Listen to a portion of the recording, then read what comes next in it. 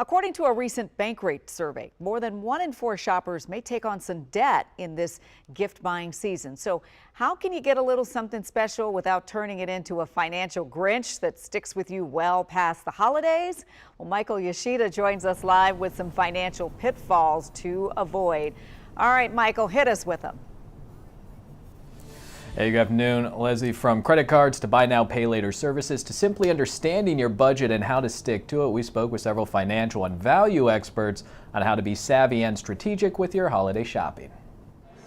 'Tis the season when gift giving can take over our lives. But with many Americans still worried about rising costs, resale or secondhand shopping is becoming a more popular way for finding value and meaning in gifts. What we're finding is that consumers are ready to spend nearly 40% of their holiday budgets on secondhand, which is up significantly from last year. Alon Rotem of ThredUp, an online thrift store, says the stigma around buying secondhand is starting to disappear, with it becoming more mainstream. Because value is king with consumers, this is a great way for them to extend their dollar and get more for their money. Secondhand is also a way to sort of cut through the noise of the ordinary and find more unique items that tell a story, items that are more personal. Other ways to save. Start early to take advantage of end-of-summer clearance sales. Don't wait until Black Friday. Use reward credit cards, taking advantage of cash back or points. And to keep your holiday shopping from turning into a financial horror show, remember, for your debit card, know your balance, don't overdraft and suffer fees. For your credit card, even if you have a high limit, don't spend beyond your budget. And with buy now, pay later options, try not to use them for discretionary spending that can quickly add up. Very easy to forget, say, 2 out of the 20 small purchases with different payment due dates that you made from a few months ago. And once you have missed payments, they may get reported to the credit bureaus. And one of the experts we spoke with also recommended writing down your budget or maybe even using a budgeting app that's linked to your bank accounts. That way you can see how much and when money's going in and out of your accounts, and thus how much you may have left over for those gifts for family and friends. Live in Washington, Michael Yoshida, WUSA 9. Yeah, Michael, some good tips there. But before we let you go, so ThredUp apparently released a holiday shopping survey this year. What did that show?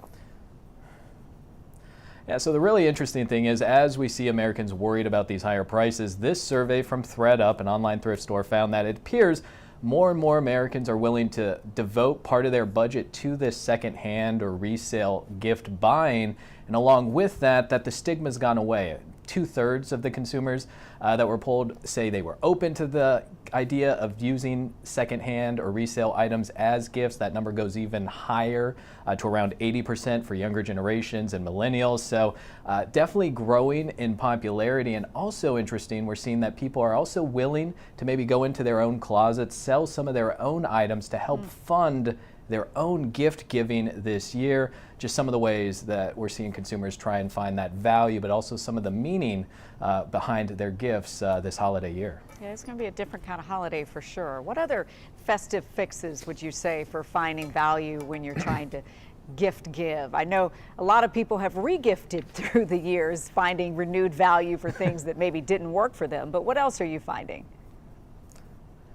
Yeah, so some things that have grown in popularity over the last few years, again, as we've seen prices increase. When it comes to gifts, maybe for your smaller children, you're always trying to figure out how many gifts to give, right? So the idea of a 4-gift rule is something that's grown in popularity for some in terms of limiting gifts, but also maybe teaching some value around them, limiting it to 4, 1 being something they really want, 2, something they really need, 3, something maybe they can wear and get value out of, and 4th, maybe something they can read or learn from. For adults, we've also seen Secret Santas not just at work, but also grow in popularity for families, as again, you don't have to buy gifts for everyone and can maybe have some fun with the rules you come up with for what type of items you can get for your loved ones, and then have fun sharing the stories of how you decided what exactly to give them. Just some of the ways to try and, again, find some value and meaning this holiday season. And some joy without hopefully going into too much debt for Yes. sure. Michael Yoshida, thank you for that great information.